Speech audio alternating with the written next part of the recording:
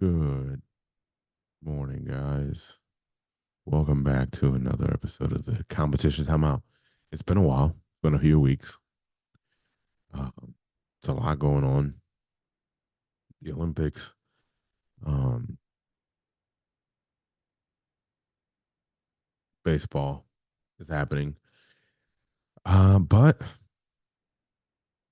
I want to cover that, but we're not going to do that. It is August 1st. And if you've been a fan of the competition timeout with me, or been with me for the last year, you know what we did last year and we're doing it again. It is August 1st.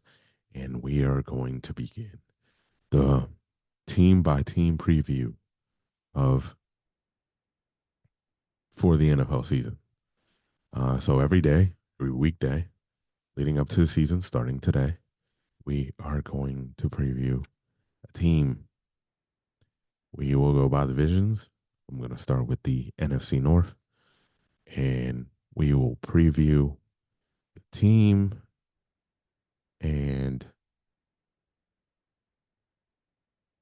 yeah, if you remember, we did it last year, and it was something I really enjoyed. I hope you guys did, but we're doing it again.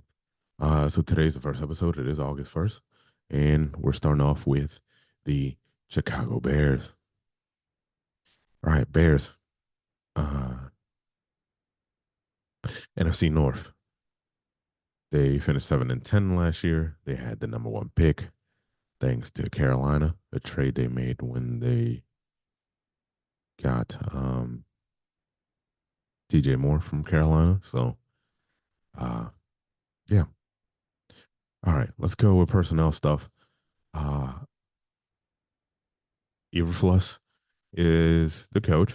There was some rumors of him possibly getting fired because they went 7-10, and he didn't get fired. This is Matt's would be Matt's third season as a coach, which I think they probably made the right decision, honestly, to keep him. I think you need at least three from from a coach. That's what I think. All right, as far as coaches, they fired offensive coordinator Luke Getzey. He ends up getting a job with the Raiders as offensive coordinator.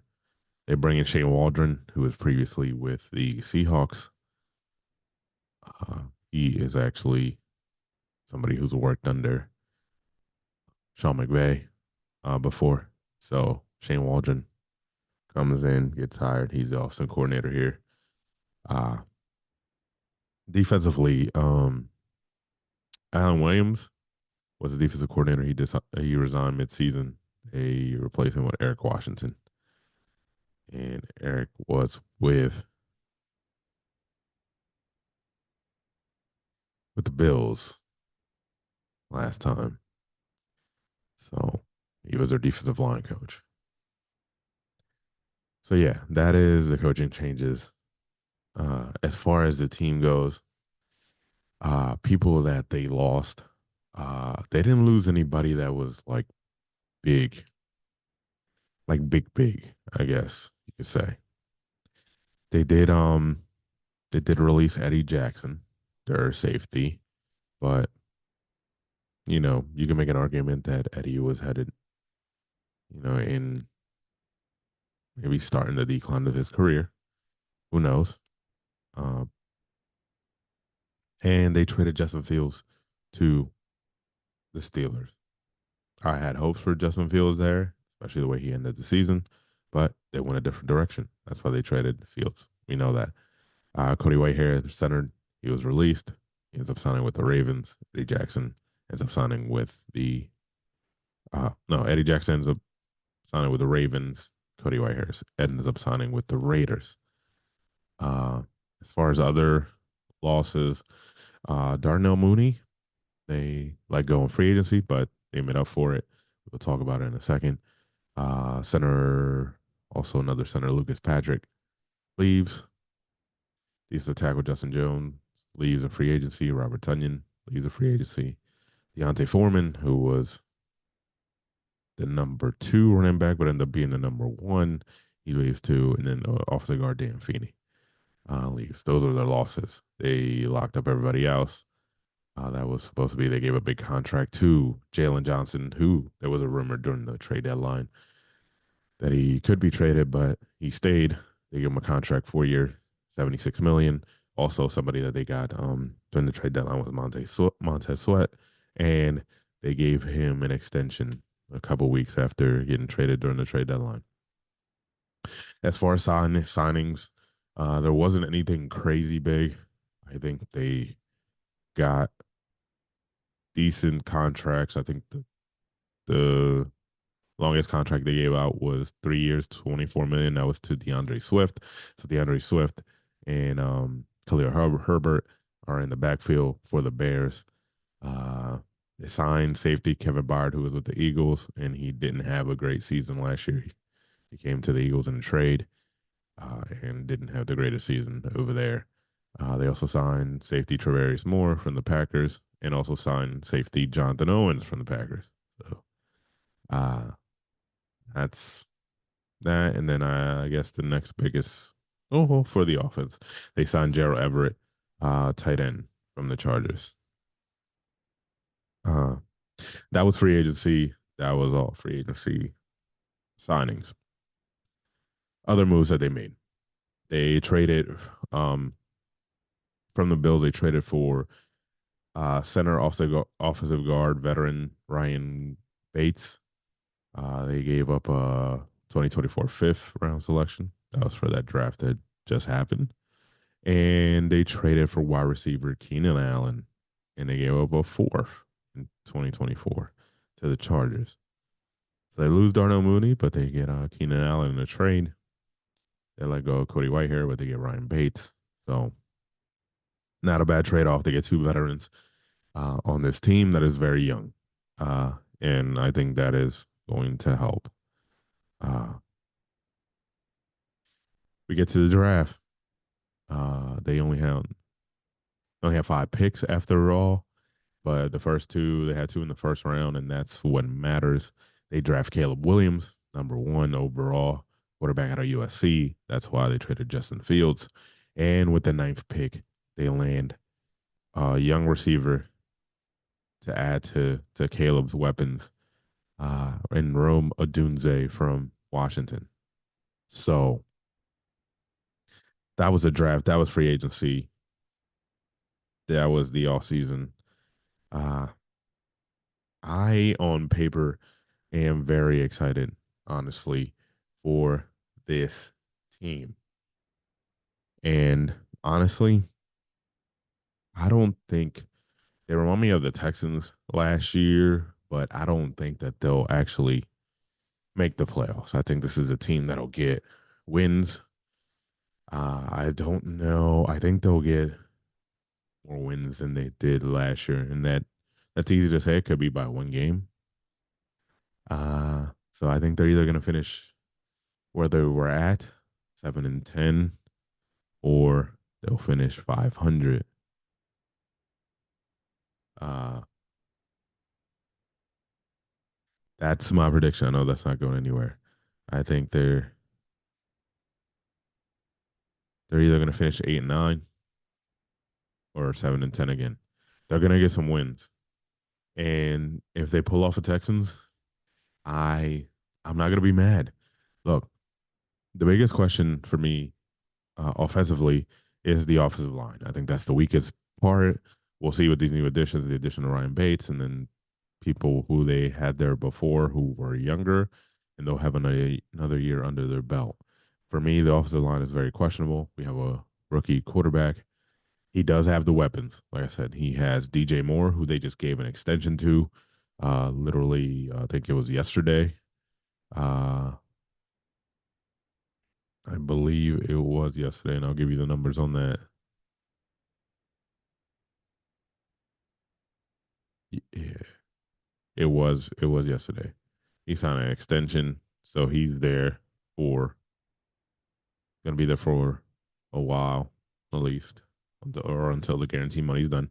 So they have DJ Moore. They added Keenan Allen, a vet, right there. He could play the inside for them. He had a great season last year under Kellen Moore in the Chargers before other things went bad for that team. And they drafted the rookie Roma Dunze. I think DJ Moore and Odunze will play outside. Keenan Allen will play inside mostly. And then you got tight end Cole Kmet, who is really good when he's featured. And you have, just a little backup tight end in Gerald Everett, who is pretty good offensively and can get downfield as well.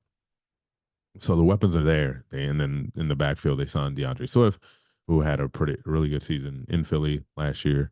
And they still have Khalil Herbert. So they're a team that is, at least at the running back positions, a lot of shiftiness and speed. Uh, those two are going to share time. They're not down backs, honestly. So those two are going to share time in the backfield. That doesn't matter. I think they'll complement each other. And then you have, like I said, the weapons, tight end, wide receiver. But this line is going to be the biggest question for me going into the season and as the season goes on. Defensively, uh, honestly, this isn't. This is another big question mark, I would say. As far as pass rush goes, there's gonna have to be somebody who steps up besides Montez Sweat. I wrote down question mark after Montez Sweat. Who else is what I have written down on my notes about the Bears defense. That will be something that we have to look at. Who besides Montez Sweat to get the pass rush going, because I think that's where it's going to start. A linebacker, they're not bad at linebacker. TJ Edwards and Tremaine Edmonds had pretty decent seasons last year. So not worried about there. In the defensive backfield, that's where we, might have some questions. Besides Jalen Johnson, who else can step up and do something? Obviously, we have Jaquan Brisker, who's been there for a couple years now. It's time for him to step up at safety without, Eddie Jackson around. They did sign a veteran Byard, but I think the other guys will play. Jonathan Owens and Tavares Moore, who they signed. They do have some young guys outside of Jalen Johnson, who were rookies last year. Jalen Jones. You have Kyler Gordon, who's been around there for a while. And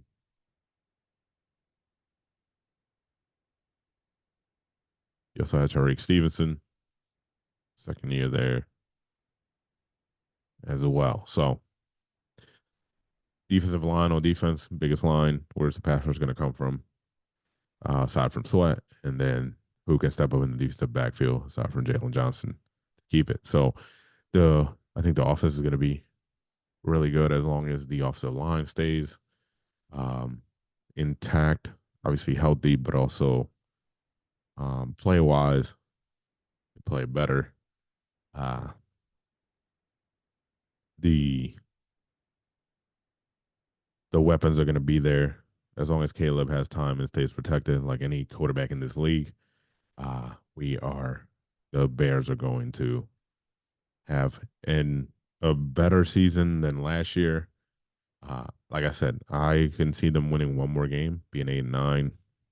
I don't think it's going to be quite like the Texans, but you never know. But this team is going to put up fights. They're going to look a lot better. At least they look like that on paper. And I think it will be that. And then defensively, because they're average, we'll see. So could be a lot of shootouts because the offense isn't like that. I mean, the defense isn't that great, so it could be shootouts. But we'll see how everything develops with this team. Looking forward to it. It's going to be a fun season. I can't wait to see Caleb in the pros and to see all those other weapons as well that are around him and how they gel together and what this offense could look like once it gets going. But yeah, that was the Chicago Bears preview. Tomorrow we'll keep it going with the NFC North. We will preview the Packers. And yeah, they had a pretty Packers all season. They had a pretty big Packers off season. But yes, we'll talk about the Packers tomorrow. Um, obviously tomorrow's Friday, so the Packers will be the last preview this week. Then we'll keep going on on Monday. The Hall of Fame game is tonight. The Chicago Bears will be playing in it. They already commented that none of the starters are going to play, so we won't see Caleb Williams um, anymore. So, well, not anymore, but in the preseason. So, yeah.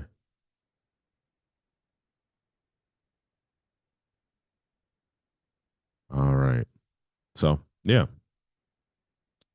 All right, guys. Thank you once again for tuning in to the competition. I'm out. Till tomorrow. Peace.